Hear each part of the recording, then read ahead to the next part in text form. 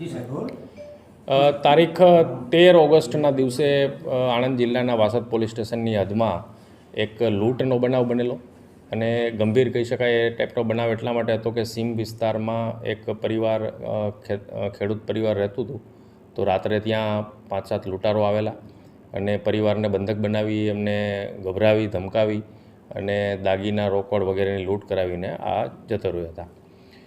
Police છે એ બીજા દિવસે ફરિયાદ જ્યારે પોલીસને મળી, પોલીસે ફરિયાદ દાખલ કરી, ડિટેક્શન કરવા માટે પ્રયત્ન કર્યો, પરંતુ સીમ વિસ્તાર હતો એટલે ટેકનિકલ એવિડન્સ બીજા મળવા મુશ્કેલ હતા. આમ છતાં બી પોલીસ પ્રયત્ન કરી રહી હતી. એ દરમિયાન એક ટીમ જે વાસદમાં ગામમાં તપાસ કરી રહી હતી, તો સાંજે એમને એક એવા જાગૃત નાગરિક મળ્યા કે જેમણે પોલીસને એક ક્લૂ આપી અને એક માહિતી આપી કે મેં આ વિસ્તારમાં ગઈકાલે સાંજે એક અજાણી ગાડી જોઈ હતી. એટલું જ નહીં પણ એમણે ગાડીનું ડિસ્ક્રિપ્શન આપ્યું, ગાડીનો નંબર આપ્યો, ગાડી કયા કલરની હતી અને કેટલા લોકો હતા એ માહિતી આપી. તો એના આધારે પોલીસે એ જે રીતે કોન્ફિડન્સથી વાત કરી રહ્યા હતા, પોલીસે તપાસ કરી અને ટેકનિકલ એવિડન્સ બીજા શોધ્યા અને 24 કલાકની અંદર જે લૂંટના ખરેખર આરોપી હતા એને પકડી લીધા. લૂંટનો મુદ્દામાલ મળી આવ્યો અને જ્યારે આરોપી પકડાયા ત્યારે ખબર પડી કે એ જ ગાડી હતી જેની માહિતી પેલા જાગૃત નાગરિકે આપેલી હતી. આ જાગૃત નાગરિક શ્રી વિષ્ણુભાઈ રાઠોડ જે છે એમનું એટલા માટે અમે આજે અહીંયા ઓફિસે બોલાવીને સન્માન કર્યું હતું. જો આવા નાગરિકો સમાજમાં વધુ હોય તો પોલીસની જરૂર જ ન રહે, હું તો ત્યાં સુધી કહું છું.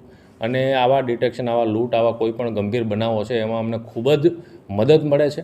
તમામ નાગરિકોને પણ અમે અપીલ કરીએ છીએ કે આવી કોઈ માહિતી આપણી પાસે હોય તો સામે ચાલીને પોલીસને આપો.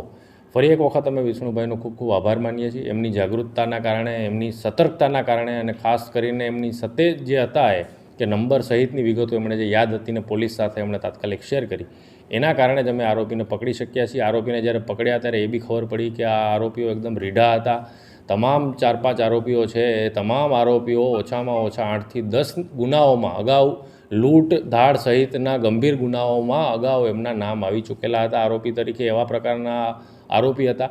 એટલે જો આ સમયસર અમને જાગૃત નાગરિકની મદદ ન મળી હોત તો કદાચ આ આરોપીઓને થોડો વધુ સમય છે એ આવી કુપ્રવૃત્તિ કરવાનો મોકો મળી શક્યો હોત, જે આ નાગરિકના કારણે નહીં મળ્યો અને પોલીસ છે એમને તાત્કાલિક પકડી શકી છે. ફરી એક વખત અમે અભિનંદન આપીએ છીએ શ્રી વિષ્ણુભાઈને અને તમામ લોકોને, નાગરિકોને અપીલ કરીએ છીએ કે આવી જ રીતે પોલીસની સાથે રહો.